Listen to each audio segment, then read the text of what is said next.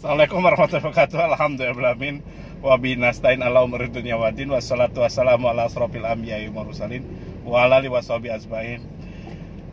Ini hebat nih, ada testimoni di ke saya itu luar biasa gitu. Ini ya testimoni menghadapi DC karena sering menonton dan belajar lewat video-video Captain. Saya sama sekali nggak pernah takut lagi menghadapi DC yang cupu-cupu itu gitu ya. Jadi cupu, DC-nya dibilang cupu-cupu gitu.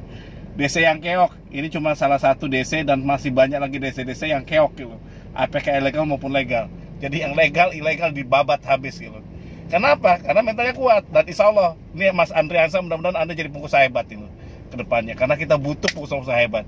Indonesia itu butuh UKM yang kuat, tangguh itu. Sehingga apa? Kalau kita ini kaya semua, pengusahanya tangguh semua, insya Allah kita tidak bakal pinjam-pinjam ke apalagi DC pinjam-pinjam pinjol dan yang lainnya, pinjam-pinjam riba. Akar riba itu satu ya, kemiskinan gitu loh. Jadi kalau kita sudah bisa kaya tuh dalam artian gini, cukup tubuh kita, kehidupan kita dan cukup kita hanya mencukupi kebutuhan kita aja, bukan keinginan kita. Anda akan miskin ketika Anda mencukupi kebutuhan keinginan Anda itu. Tapi kalau kebutuhan aja insya Allah cukup itu. Jadi ada juga sekarang ini gini loh. Jika Anda tahu Anda tidak akan Anda bersyukur kalau Anda dapat kasus perdata itu. Kalau Anda dikasuskan perdata oleh si fintech ini, pinjol ini. Kenapa? Gini ya. Ini perdata itu simpel, bro. Jadi jangan anggap bayangan, makanya di SKDA kita menyelesaikan riba itu tidak gunakan jasa pengacara. Banyak pengacara di SKDA malah membantu sisi hukumnya. Betul, bukan gimana. Karena kalau pidana beda urusannya. Saya nggak ngelayani pidana. Kalau ada pidana saya nggak masuk gitu ranahnya. Silakan gunakan pengacara gitu. Tapi perdata itu logic business as usual gitu. Hanya yang simple sekali. Jadi jangan bayangkan apa yang susah-susah, enggak. Simple. Ketika Anda punya hutang, seberapapun hutangnya Anda, itu masuknya kasusnya perdata. Tidak ada delik apapun yang bisa nyangkutkan pidana. Kalau nanti surat gimana, itu kekuatan hukum di keputusan MA udah jelas gitu. Mau apalagi Anda cuma puluhan ratusan juta, mungkin pinjol nggak ada puluhan ratusan miliar kalau memang ini perdata ya selesai perdata gitu. Nah, apalagi fintech ini gitu. Nah, sekarang ini yang ada perdata kenapa ditakuti, beberapa orang takut karena nyangkut ada kolateralnya, bro. Kolateral tuh jaminannya. Kalau nggak ada jaminannya, kayak fintech ini nggak bisa. Ketika Anda tidak uang prestasi, Anda kooperatif, contoh nanti saya bacakan ya.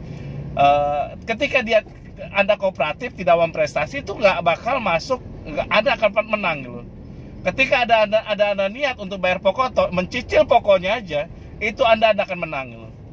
Jadi intinya gitu. Jadi tidak ada keharusan, tidak ada paksaan apapun, nggak bisa gitu. Yang penting Anda kooperatif dan Anda jelaskan. Pertama konstruksinya ya gini. Pertama, kenapa kita kena fintech ini atau pinjaman ini? Anggap kita ada kebutuhan, kita nggak tahu, ternyata bunganya besar dan ternyata saya malah jadi hancur-hancuran bisnisnya gitu. Dan itu ketika Anda ada niat juga menyelesaikan ini tanpa riba gitu. Karena kalau Anda Muslim lebih bagus lagi. Kenapa? Di Islam itu ada fatwa MUI bahwa fatwa MUI, coba cekin di SKDA Forum ya, itu ada fatwa MUI, saya masuk di sana dan itu bahwa riba itu haram gitu. Yang kedua, apalagi ini ribanya luar biasa gitu. Bunganya besar, tekanannya kencang gitu. Berarti apa? Ini haram dan kita di pasal 33 ya, bahwa kita boleh menjalankan agama dan kepercayaan masing-masing gitu. Jadi kalau kita nyatakan itu riba, kalau Anda Muslim, ya nggak masalah gitu loh. Kenapa? Dilindungi undang-undang gitu loh. Jadi itu, dan kita ada niat untuk bayar hutangnya gitu. Jadi nanti hakim akan lihat itu, apalagi kalau hakimnya orang Islam gitu. Kalau hakimnya Muslim terus masih nggak percaya, itu laknatullah itu. Lihat aja, takut orang ini. Hakim tuh kalau dia urusan dengan Allah takut dia. Nggak mungkin dia. Kenapa? Matinya sengsara, bro. Kalau dia seenaknya aja gitu, mutuskan gitu. Jadi dia cerita aja, saya ini kena riba Pak, saya minta tolong Pak Hakim gitu, jelaskan.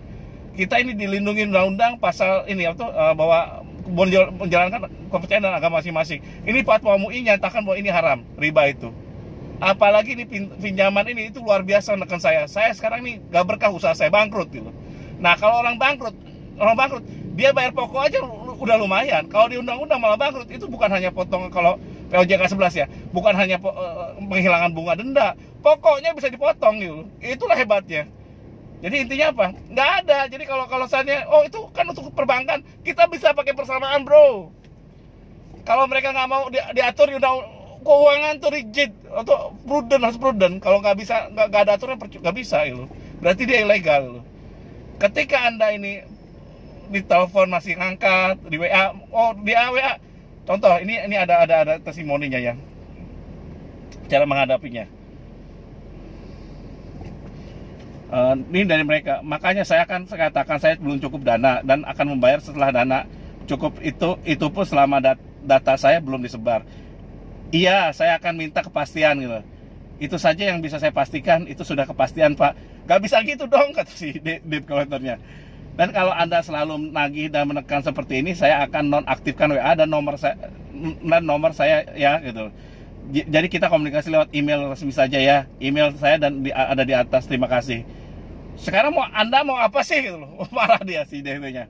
Saya malah lebih senang dan tenang, berterima kasih kalau disebar, artinya hutang saya lunas dong. Jadi mending saya ngurusin DC-DC dari aplikasi yang bisa diajak kerjasama. Nah ini tekniknya, dia ini hebat loh. Adu-adu jadinya. Jadi mana yang DC, jadi Anda harus bayar adalah DC-DC yang baik aja. Pinjol-pinjol yang baik, fintech yang baik. Yang mau kerjasama. Kalau nggak mau, lewatkan. Udah gitu main adu-adu. Mana yang menang di sini, bilang mereka udah bagus kok. Bila perlu sebut ininya. Terus dia, orang nagih ada etiket Pak, baik mau membantu Anda kata. Malah kayak gini Anda ya kata. Makanya jawab sama dia, saya kan katakan saya belum cukup dana dan akan membayar setelah dana cukup. Itu pun datanya belum disebar. Iya, saya minta kepastian, bisa saja saya pastikan itu. Kalau Anda terus memaksa, sedangkan ini saya memaksa, saya akan aktifkan nomor, kita komunikasi lewat email saja. Sebutin nomor emailnya. Saya akan tetap kooperatif membalas email resmi dari Anda itu. Hebat kan Pak? Saya sebar aja datanya nih katanya. Ditulis sebar data sampai Anda setuju hutang lunas gitu. Wajar gak coba? Berani kok saya sebar katanya si DC-nya. Ini hutang sampai mati kita tekan katanya. Kita tekan. Perbuatan melawan hukum. Jejak digital nggak akan pernah hilang. Tabak lenger dia. Terus sekarang mau Anda apa katanya? Saya malah jadi, wah dia tabak lenger si DC-nya, debt collector-nya ini. Ini lagi macet bro. Nih. Jadi debt collector tabak lenger dia. Kalau dana cukup saya akan bayar. Ya nggak bisa gitu dong. Kok bisa? Kok nggak bisa? Kok Anda maksa ya gitu? Kalau Anda terus memaksa saya dengan cara seperti ini, saya terpaksa juga saya harus nonaktifkan nomor. Kalau Anda terus memaksa saya dengan cara seperti ini, terpaksa saya harus mengaktifkan nomor WA dan komunikasi lewat email, bla bla bla emailnya, dan saya akan kooperatif membalas gitu. Sekedar info aja Pak tentang cara-cara penagihan yang dilakukan DC, baik itu dengan cara menunjuk, dengan iming-iming, naik limit, mengintimidasi, meneror dan lain-lain, itu semua saya rekan Pak, saya sudah tahu semua cara-cara itu. Jadi, nah ini beraninya, sekedar info ya. Jadi diadu seperti itu. Jadi dialihkan komunikasinya dari WA, kalau dia terlalu nekan ke email, mereka juga ogah. Jadi nonaktifan aja seminggu 2 minggu. Kalau dia udah baik lagi. Nah, ketika ini ada pengalaman testimoni dari saudara saya, sahabat saya, itu kasus perdata, banknya zolim gitu. Dia ini gini, rumah itu nilainya 750 juta, hutang dia tinggal 400 juta itu, atau 500 juta lah segitu. Rumahnya jadi rumah berapa ya? Ya rumah sekitar 7,5 sampai 9 miliaran lah nilai ininya. Kreditnya 7,5 dulu mungkin. Nah sekarang tinggal 500 jutaan, itu dengan bunga dan yang lain-lainnya. Terus dia sudah macet gitu. Ditagih 500 juta gitu. Si orangnya ini kehilangan istri, pekerjaannya hilang, anaknya 5. Jadi si bank itu mau ngelelang rumah itu gitu. Terus masuk kasus perdata. Dia orang yang kooperatif. Jadi intinya gini, yang penting Anda kooperatif, datang, dia buktiin tanggal datangnya kapan, orangnya kapan, ke kantornya, minta surat permohonan pengurangan ini, sudah segala macam-macam gitu. Kreditnya panjang 20 tahun atau berapa gitu. Dan mungkin sisa sekarang 7,5 tahun atau di bawah 10 tahun gitu. Nah, dia ditagih 400 sampai 500 juta gitu. Dan dia nggak mau gitu loh. Pokoknya mungkin tinggal sisa tinggal 300-an tuh berapa gitu. Rumahnya 7,5 sampai 1 miliar nilainya. Dan gitu dia bilang, saya nggak mampu lagi bayar, saya hanya bayar 500.000 mampunya gitu. Loh, kan marah si si banknya itu. Akhirnya bank itu melakukan lelang gitu loh. Paksa lelang. Nah, dia pas melakukan lelang itu dimasukkan oleh si kawan saya itu ke pengadilan perdata. Jadi yang ngajukan pengadilan itu dia gitu. Teman saya ini. Dan alasan ke hakim, saya ini kooperatif, saya ini bangkrut gitu. Istri saya meninggal, anak saya 5 kecil-kecil gitu. Kenapa saya hanya bisa bayar 500 gitu? Karena, tak bilang, karena kemampuan saya cuma segitu gitu loh. Sekarang udah gak bisa lagi gitu. 500 bukan 500 per bulan, bukan. 500.000 lunas. Dia sebutin alasannya. Saya sekarang namanya KPR udah 20 tahun, udah 20 tahunan gitu. Saya tinggal di bawah 10 tahun, 7,5 atau 6 tahun gitu. Nah, saya sebenarnya sudah menguntungkan. Dihitunglah bunga, denda dan pokok segala macam-macam. Adapun bunga denda sekarang itu keterlaluan gitu loh. Pokok saya sebenarnya tinggal segini loh. Sebenarnya bank sudah untung, sudah dapat profit. Pokoknya kan udah dipotong duluan. Jadi kalau coba Anda lihat kalau di bank itu ya, cicilannya itu mungkin 90% pokok gitu loh. Ini hanya margin gitu loh. Bukan hutang, hanya margin aja. Berkurang marginnya aja. Akhirnya si hakim kan jelas terang gitu loh. Contoh, dia sudah hutang mungkin 750 jutaan gitu loh, pokoknya gitu. Rumahnya 1 miliar gitu. Nah, sekarang ini tinggal 250 juta. Padahal dia udah nyicil itu udah hampir 900-an gitu. Karena di situ ada komponen pokok, ada komponen bunga, ada komponen lain-lainnya gitu loh. Nah, dia udah jelasin tuh loh. Saya udah lebih loh. Sekarang saya masih ditagih 400-500 juta lagi. Dari mana duit saya gitu loh. Sedangkan usaha saya udah bangkrut, istri saya meninggal, anak saya kecil-kecil. Dia fotoin, anaknya difotoin, semua difotoin. Saya sekarang gimana? Saya bingung gitu. Saya hanya bayar mau 500.000 aja. Oh, marah banknya. Akhirnya si hakim itu pakai hati nurani dia. Loh, orang ini hutang 7,5 udah dibayar 900-an lebih. Loh kan udah untung dapat kurang ini. Ya udah, karena dia ada ketidakmampuan, dibayarkan lah itu, diokekan gitu. Nah, diokekan, banknya melakukan perlawanan. Sertifikat gak dikasihkan, dia malah melakukan tetap lelang gitu. Apa yang terjadi? Yang terjadi adalah dia gugat ulang gitu, si orangnya ini. Dia menekan segala macamnya, gugat ulang. Akhirnya pengadilannya marah, udah gitu malah si banknya didenda 50 juta. Jadi bukan keluar 500.000, tapi didenda 50 juta kalau tidak dibalikin satu minggu setelah putusan itu. Akhirnya dibalikin bebas. Dan dia tetap tidak nuntut 50 juta dari banknya karena udah syukur ya. 500.000 dikasihin. Kalah banknya. Jadi banyak kasus gini yang terjadi ketika masuk kasus ini. Ada juga kawan saya ini bukan bagus ya. Didatangi debt collector, bukan debt collector. Si Haji ini ada seorang pengusaha Chinese ya. Dia ini pintar gitu. Jadi intinya gini, hutang sekitar berapa ya? 500 miliar gitu. Ke si Haji ini. Gak dibayar-bayar itu, udah bertahun-tahun. Problemnya ada pas nagih itu dia cuman pintunya dikunci terus, gak boleh masuk, hanya dikasih aqua doang gitu. Dia siapin CCTV gitu. Tulisin CCTV di situ. Ada CCTV-nya ngarah ke itu. Pas marah-marah, pas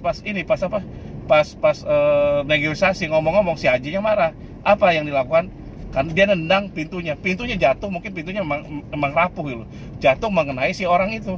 Teman saya itu pengusaha ini. Luka lah sedikit gitu. Masukin di pisau. Apa yang terjadi? Kalau si pengusaha ini itu kena hanya perdata gitu. Tapi yang ini kasusnya pidana gitu. Si Hajinya langsung laporin ke polisi segala macam-macam, ditahan.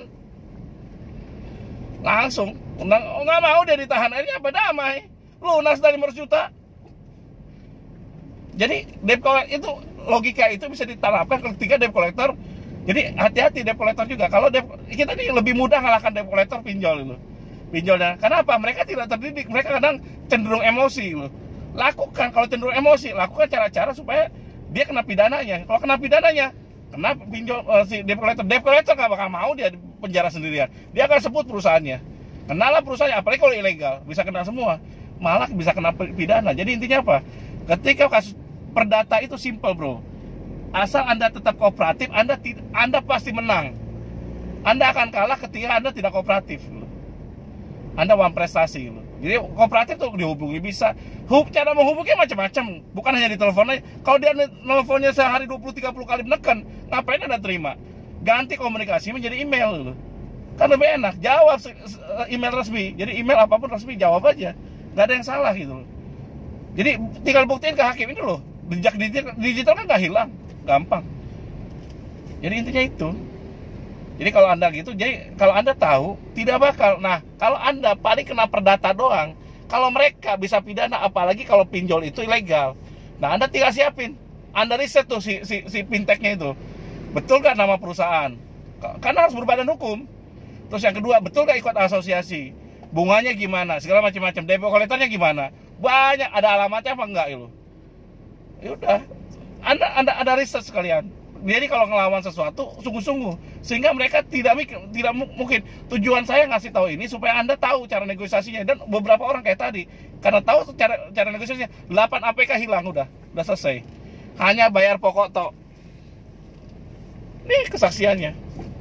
Dia pilih-pilih aja. Jadi Anda contoh ya, Anda hutang 30 juta, saya nggak punya duit, ya udah nggak punya duit 30 juta.